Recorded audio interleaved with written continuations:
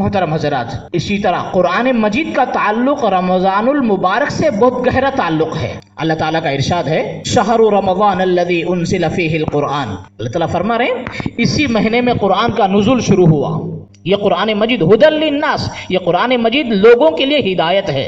لہٰذا اب ہم سمجھتے ہیں کہ رمضان آیا تو رمضان میں روزے رکھنا ہے، تراویح پڑھنا ہے، قرآن پر ہم کوئی توجہ نہیں دیتے ہیں، جبکہ قرآن کا بھی رمضان سے اس کا تعلق ہے۔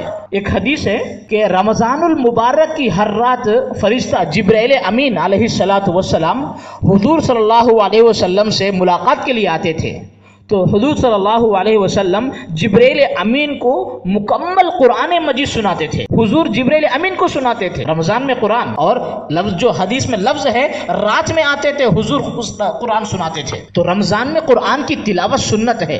جن کو قرآن پڑھنا آتا ہے، چاہے مرد ہو یا عورت ہے، کسی بھی حال میں کم از کم ایک قرآن مکمل رمضان میں ختم کر لے۔ بہت سارے لوگ ایسے ہیں جنہیں قرآن پڑھنا نہیں آتا، لیکن وہ ترستے ہیں قرآن پڑھے، لیکن جنہیں قرآن پڑھنا آتا ہے وہ اس چیز کو ہلکا نہ سمجھیں، اس چیز پر دھیان دیں۔ تم روزہ رکھ رہے ہو اللہ کے لیے، تم تراویح پڑھ رہے ہو اللہ کے لیے، لیکن ایک کام بھی کر لو کہ ایک رمضان میں قرآن ختم کر لو، رمضان میں قرآن ختم، کم از کم ایک قرآن ختم کر لو، جبکہ پورے رمضان میں اللہ تعالیٰ ہماری طرف متوجہ ہو جاتے ہیں، لیکن ہم اللہ کی طرف مکمل طور پر متوجہ نہیں ہوتے۔ تو لہٰذا جنہیں قرآن پڑھنا آتا ہے کہ وہ کم از کم ایک قرآن جو ہے کسی بھی حال میں ختم کر لے۔ ایک روایت ہے، حدیث ہے حضرت عبداللہ ابن عمر کی رضی اللہ تعالی عنہ کی، رسول اللہ صلی اللہ علیہ وسلم نے فرمایا الصیام والقرآن یشفعان المعبد، روزہ اور قرآن دونوں بندے کی سفارش کریں گے۔ دیکھو روزہ اور قرآن، اللہ کے نبی روزہ اور قرآن دونوں کو جوڑے ہیں کہ روزہ اور قرآن اللہ کے نزدیک بندے کی سفارش کریں گے۔ جو دن میں روزہ، رات میں تراویح میں قرآن پڑھے گا یا سنے گا، قرآن اور روزہ اس بندے کے اللہ سے سفارش کرے گا۔ کیا کہے گا؟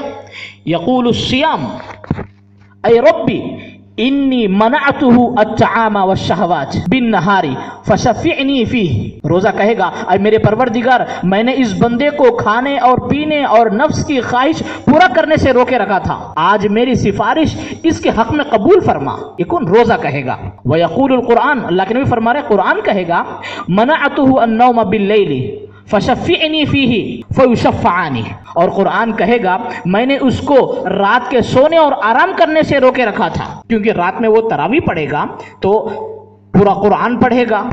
اگر کسی کو قرآن پڑھنا نہیں آتا تو کم از کم پاؤ پارا یا 10 سورے یا جو بھی جو ہے قرآن کا جتنا بھی حصہ وہ 20 رکعت میں ٹھہر کے مرد ہو یا عورت وہ پڑھیں گے، تو اتنی دیر تک تو قرآن انہیں پڑھنا ہے 20 رکعت میں قرآن۔ تو قرآن کہے گا میں نے اس کو رات کے سونے اور آرام کرنے سے روکے رکھا تھا، اے اللہ آج اس کے حق میں میری سفارش قبول فرما اور اس کے ساتھ بخشش و عنایت کا معاملہ فرما۔ اللہ کے فرما رہے چنانچہ روزہ اور قرآن دونوں کی سفارش اس بندے کے حق میں قبول فرمائیں گے اللہ تعالیٰ، اور اس کے لیے جنت اور مغفرت کا فیصلہ فرما دیا جائے گا۔ اللہ اکبر، سبحان اللہ۔ اللہ ہم تمام کو یہ دو چیزیں ہمیں عطا فرمائیں۔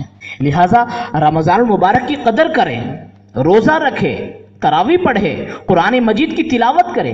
اگر کوئی قرآن مجید پڑھ نہیں سکتا تو قرآن کو سن لے، کوئی پڑھنے والے ہیں تو ان سے جو ہے قرآن سن لے، پورا قرآن سن لے، یہ ثواب کی چیز ہے۔ اگر گھر میں کوئی ایسا فرد ہے کہ کسی کو بھی قرآن پڑھنا نہیں آتا، اب ایسے وقت میں اگر کسی گھر میں جو ہے کسی کو قرآن بھی قرآن پڑھنا نہیں آتا اور قرآن کسی سے سننے کا موقع بھی انہیں میسر نہیں ہے، تو پھر ایسے وقت میں کم از کم یہ آخری درجے کی بات ہے، قرآن کو ڈاؤن لوڈ کر لیا کریں۔ آپ کو جو ہے نیٹ پہ مل جائیں گے مکمل قرآن مجید کو ڈاؤن لوڈ کریں اور قرآن مجید کو جو ہے روزانہ سن لیا کریں، روزانہ 2 پارے سنیں، روزانہ 3 پارے سنیں، ایک محبت سے سنیں۔ اللہ تعالیٰ کی کتاب ہے قرآن، اللہ تعالیٰ خود فرما رہے وَإِذَا قُرِئَ الْقُرْآنُ فَاسْتَمِعُوا لَهُ وَأَنصِتُوا لَعَلَّكُمْ، جب قرآن کی تلاوت ہو تو ایسے وقت اسے غور سے سنو اور تم خاموش رہو۔ تاکہ تم پر اللہ تم پر رحم کرے، اللہ کی رحمت تم پر آ جائے، تم رحم کیے جاؤ۔ تو لہٰذا آخری درجے کی بات ہے، اگر قرآن پڑھنا ہمیں نہیں آتا، قرآن جو ہے سننے کا موقع بھی ہمیں نہیں ہے کسی سے اپنے گھروں میں یا آس پاس میں، تو ہم قرآن کو ڈاؤن لوڈ کریں اور اس قرآن کو جو ہے اپنے گھروں میں سب کو سنائیں، روزانہ کم از کم ایک پارہ جو ہے روزانہ سنیں، جتنا آپ کا دل چاہے گا قرآن کو اتنا سنیں، اس پر بھی اللہ تعالیٰ آپ کو ثواب دیں گے۔